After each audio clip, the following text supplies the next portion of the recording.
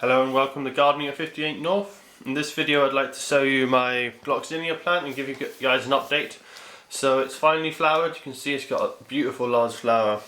And it's amazing how big the flower is. You can see my hand is comparison. I've got quite big hands, so you can imagine. It's about the size of someone's palm probably, quite big. Just show you a standard scissors. Well, quite big scissors next to it. So that's a Gloxinia in flower now. It's got two, which is good. Here's the second flower, just a little bit smaller but still just as beautiful. It's a really lovely colour. It's really dark, kind of velvety purple colour to the leaves, and it looks really soft and velvety. It's quite nice Gloxinia flowers.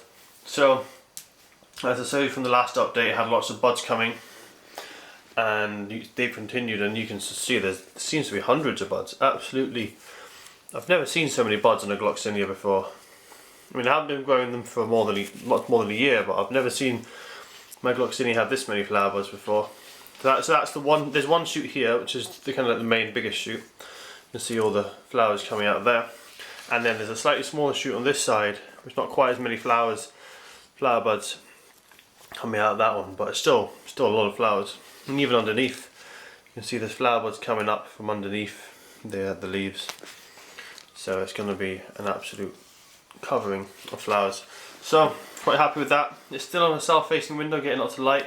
I will move it soon because I'd like it to be in a more prominent position so I can appreciate it more, because at the moment it's in a spare room where I don't really go into very often. It's more like a plant room. It will also do a little bit better because in the really hot sun at the moment, the petals have been getting a little bit damaged. They've been wilting a bit in the hot sun, but at the same time the hot sun is good for the plant because it needs all that energy. Because if you see how many flowers are coming on this, it needs as much energy as it can get to really grow such big flowers. I mean, as you see how large this flower is, the amount of energy it takes to produce just one flower, and then imagine how many little flowers there are going to come.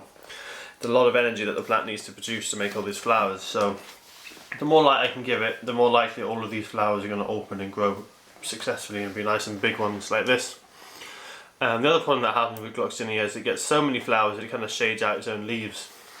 So I'll just make sure I deadhead these quite quickly so that the old ones are taken off and there's enough space for the new ones to grow and also for the light to get to the leaves. The leaves, I don't think the leaves have got any bigger. They're full size now, but they're looking very healthy, nice and dark green still. Haven't fed it for a few weeks. I might start just giving it a bit more of a high potassium feed again, just to, as it's forming all these flowers, it'll need quite a lot of feed to form them all. But so far it's had plenty of feed and it doesn't need any more, but as I say, it's probably used up all that feed now and it's ready to be fed again. So that's my Gloxinia, really happy with it. It's also getting a lot thirstier now. Obviously it's kind of ramping up its energy levels and producing a lot of flowers, so it needs a lot more water at the moment. I'm not going to repot it because it's the wrong time of year. Could do with a bigger pot. You can see it's quite a big plant for the size of the pot, especially once the flowers come on it, but I'll have to repot it when it becomes dormant again, and next year I'll give it a larger pot because this one's just a little bit too small for it.